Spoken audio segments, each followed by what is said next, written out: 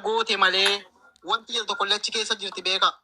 Dubbiin dubbii fe'ee soorata. Sama fe'aa jala baatti suni.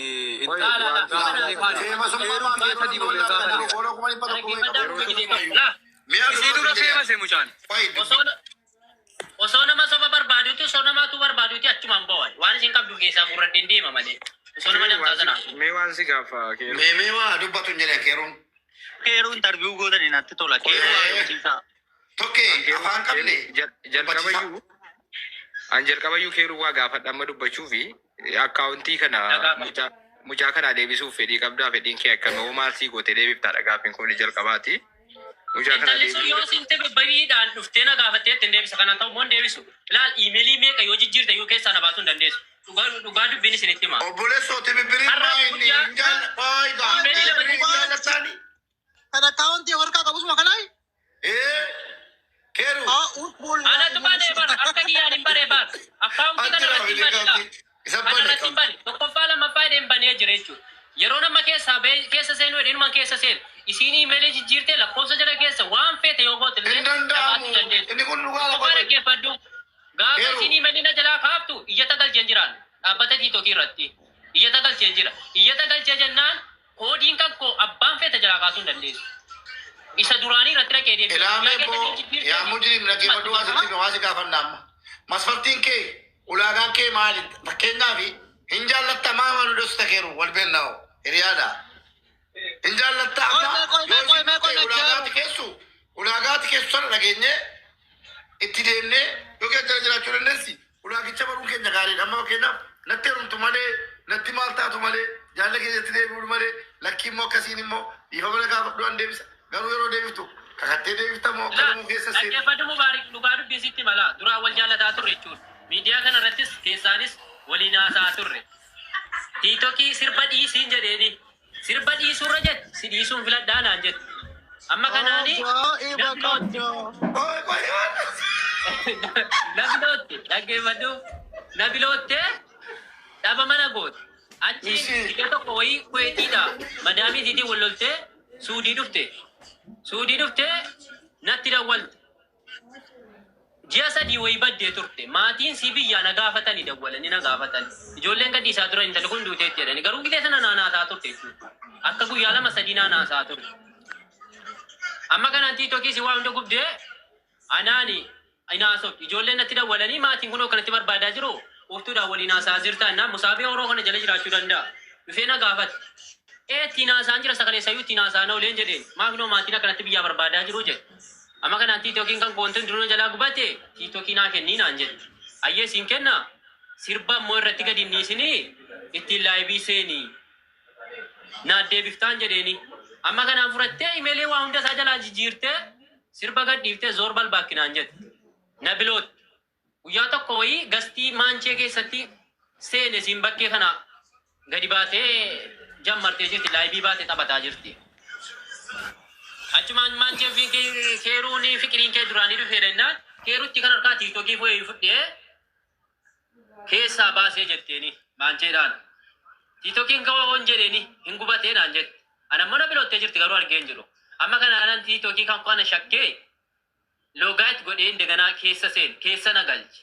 Ergani keessa na galche haa tiitokii kan koo jiru iyyii na gowwoomsiteen jedheeni amma kana nama keessaa na baaf. Achumaanan dhiise osuman taa'u na biloottee na jala ariite kalas. Gadda dhiyeenya wayii gaafan jala dhaqee jedhu gastii namaa wayii keessa jirti. Na jalaa deeminaan jetti naguma kana yeroo na argite jetti awwaa tokko siidaan hin jedhu. Ahama dubbiin akkasii yaalaan jedhu dhiisee ta'a ture tiitokii banee keessa ta'e. Esi galtee. Amma kanaan na bilootte gaa of jalaa na biloottee jirti laa. Amma kanaan hin keessa seenee zimmereetumaan keessa taa'uu naa deebisiin jennaan hin deebisuu naan jettu. Gaafa duraa siif hin kenne naa deebisi kalas amma tiitokii kan biraa banatteetta tiitokii kan keemmoon gubate naan jettee turte iyyuu naa deebisiin jedhee naa deebisi jennaan guyyaa tokko iimeelii natti barreessitee dhaqii jala galfadhu naan jette. Iimeelii kana jala galfadhu. An yeroo sana jiiroo wayii hin jirre jira ilmaan seenne iyyuu dhaqee. Achumaanan dhiise. Yeroo nan jedhu iimeeliin kan kosuma duraanii sana yeroo itti galchee irratti barreessee jedhu loogaayit godhi keessa seeni naan jedhan warichaanyaa itti barreessee jennaani. Achumaan loogaayit godhe yeroo nan keessa seenu haala nan fudhatte. Amma keessaa na baafte yeroo nan tiitokii cufee seenu achumaan keessa na galte. Imeeli sun jiraannaan imeelicha Gaafadha gaaffii tokkittiidha. imeelicha ofirraa balleesse malee uummata fuulduratti. Yeroo tokko hubee. Gaafa wal jaallattanu keeru muudii ishee akkuma ammaa kana moo gargar jechuun amma surree mataa jala muratti. Gaafa sana dhaggeeffadhu sirbayyuu dhiiftee kaatee erga tiitookiin harkaa fudhattee zorbal baakkinaan jettan sirban filadha malee jette. Gaafa sana surree maaloo wanni kaatamu jiru kuweetii jirti gidee sana. Suudii jaazaa dhuftee deebit malee suudiin teessu gidee sana. Kuweetiin. Bira jiraare. Na bira jira. Amma yoo keessaa na baafte daqiiqaa tokko keessatti akkaawuntii ati gaafa fuute birriin keessaa maal ta'e qarshichi? Waan tokko nagarre keessaa. An keessuma seeneen viidiyoo waraabe malee waan tokko nagarre. Hoyeni kuma 12 keessa jira ammaa sila laalee. Ammayyuu.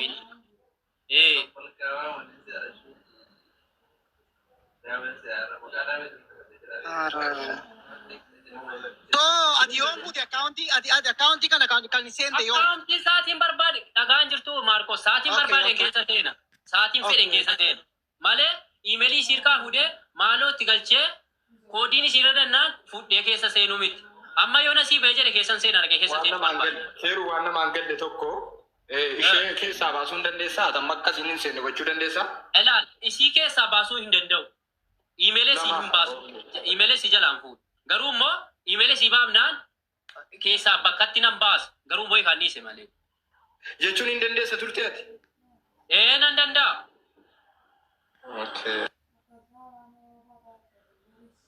So koiniin giiftiin kenname sun eessa dhaqere?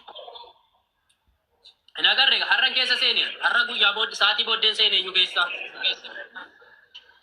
Jara nama giiftiin keessa nama biraa namni giiftii baasu nama giiftiin himanne dhaggeeffadhu wanni isiin na himatte. Wanni isiin maakii irratti himatte tokko faamu birrii 5,000 keessaa baafate. Birrii 5,000 riisitiin natti ergamee jira birriin 5,000 riyaala ta'e Itoophiyaa ta'e hin barreeffan.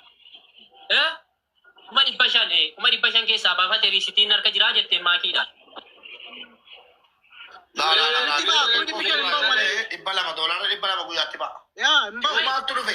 Abbaan barbaade baasuu danda'u.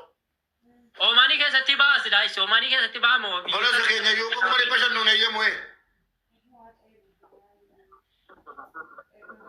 maakiin amma gaaffii takkan si gaafadha. Ati akkaawuntii kana duraan ni beekte yeroo hundumaa ni seenta mitiire?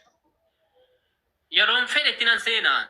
Okay, thank you. Levelii isaanii beektaa? Dhimmi kun dhimma hannaatii wal ilaallatan. Levelii isaa meeqatu? Dhaggeeffadhu. Gaafa eenyuun isaa 220 wayii seeneera. Levelii isaa har'a guyyaan leeveliin ilaalle jala seenee ilaalle har'a guyyaan seene. Har'a guyyaa yeroon seene viidiyoon jala seenee ilaalle viidiyoon kan wantoonni hundinuu jala jira. Kalas viidiyoo tokko irratti waraabeen gad dhiise. So amma kan jedhaa jiranii guyyaa tokko asitti levelii 16 ture amma levelii meeqa seene levelii 26 seene. Sa'aatiin seene wajjiniin jira kun olaal sa'aatiin seene daqiiqaa amman seene wajjiniin iimeelii irratti fidee gannaa buusa si agarsiisuu hin danda'a.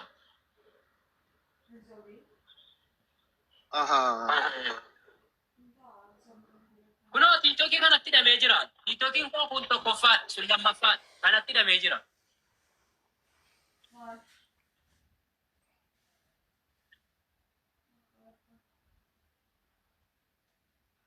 Keeru waan sa'aatii tokko sa'aatii ati seentirran dhaabbatu sa'aatii giiftiin kenname hin dabala waan ta'eef garuu giiftiin keessa jiru suni leebalii meeqarra ture jalqaba giiftiin sun tarii dhaqeetti qabuu hin danda'u. Ilaalla wallahi ko eni isaan laal jechuullee marii mana qabaa maaloo qabaa laal. Okay, sila sun giiftii namni maali kana maaliif si gaafate beektaa? No, antinaani seenaani waan dhaggeeffadhu Mubaarak seenaani mucaan jedhamtu deengada osoo isheen geemii taphachuuf yeroo isheen qophooftu natu wiinii 99 godheefii jette. Gaaf sana leebeliin ishee 16 ture. Lakki waan kana asirratti beektan maal qosa daabboon nattiyyuu baay'ee akka malee haaruu taate maal achii jiran oolaa. Leebelii ishee 16 ture. Kun amma 26 jette. Guyyaa tokkotti 26 galee. Kana jechuun ani illee gaaf tokko giifti kennee leebeliin koo 26 galee naan jette. Leenca 6 kennee 26 galee. Akkas 20 wayii galee jette. So kanaafi